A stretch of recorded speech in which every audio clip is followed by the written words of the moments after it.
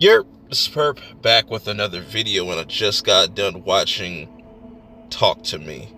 This is a brand new horror movie coming out of A24. It was definitely one of the most highly anticipated movies of the year for me, most highly anticipated horror movie of the year, and it definitely has been a slow start compared to last year where they just kept hitting us over the head with bangers and different types of horror movies, but it seems to be picking up with the second half of the year, so that's really good.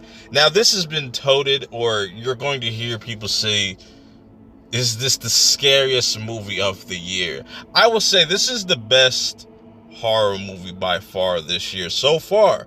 It's still only halfway, but man, this was effective.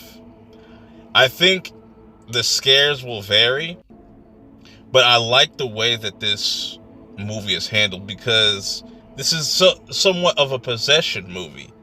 And it's interesting that we're getting this movie knowing that The Exorcist, and we've gotten a bunch of different possession movies, and they've been very generic, where this movie does something very unique that I think it's going to be talked about for a while. I think it has something unique about it while also doing the whole possession thing. And let me just talk about what this whole entire movie is about. So the main character, Mia, she's in this, she's our main focus, the person that we follow the most, and she's dealing with a lot of grief because she lost her mother like 2-3 years prior.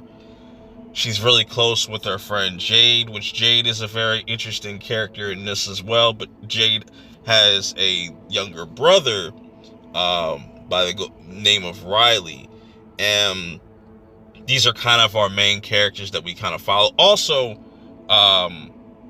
Jade's boyfriend, which also used to be Mia's boyfriend. So that was such a weird thing. So they kind of pretty much shared a person. That's odd, but it is what it is.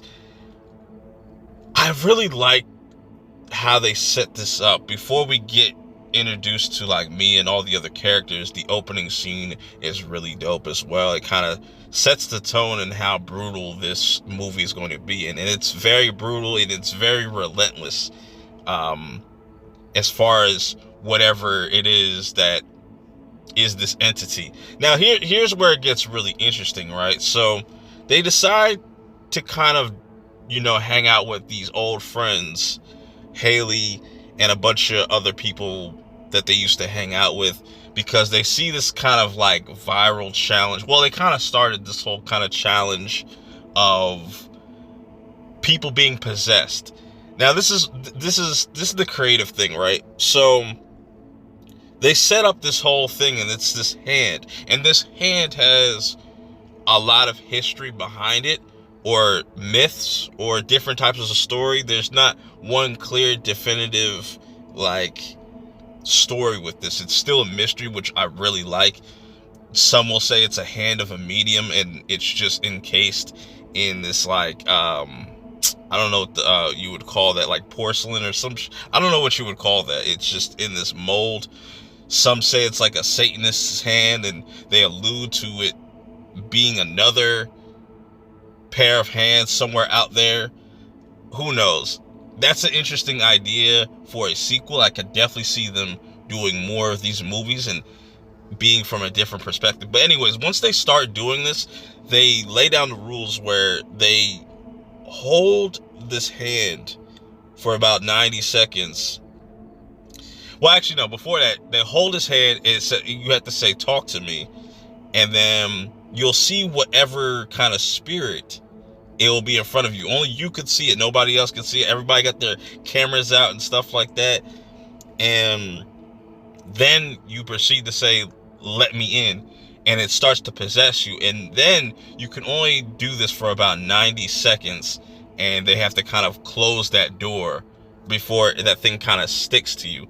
And what's really scary about this is they always reference like, oh, you're like parties. Like, they don't have normal parties where you're drinking, smoking, probably doing something else.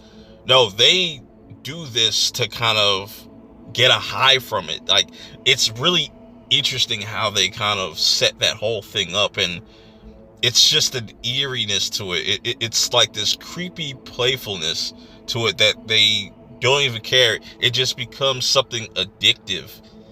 And as they keep doing it and doing it, something ends up going left, and then it turns into something completely else. And I like the pacing of this. With this being only like an hour and 30 minutes or 35 minutes, it felt like almost a 2-hour movie, but I think it did a great job of just setting things up in the beginning and kind of keep like catching you off guard, where you're suspecting like, oh, a jump scare here or there, but no, they kind of really set you up really well for what's about to happen, as far as like the brutality and why certain people shouldn't do this, and you shouldn't be playing around with the spirits. And it's a very creative movie how they do these scares. I've never seen nothing quite like it, and I'm curious to see if they are going to do more of these movies, because like I said, you can kind of put this hand in anybody's hand, no pun intended, and it just be a completely different story, because the way it ends, it's fascinating. It's really fascinating to me, and it kind of opens the door literally for any type of possibilities. But I thought this was a very effective movie, especially for it being a horror movie. Now, I could see some people thinking like, oh, this movie is not that scary. I think it does a lot of creative scares in this, and a lot of twists and turns. And man, you just gotta go out and see it for yourself this weekend or whenever you get around to watching it. But if you did watch this movie, let me know your thoughts on it. This is just my quick thoughts. But yeah, until next time, I'm gonna get out of here. Peace.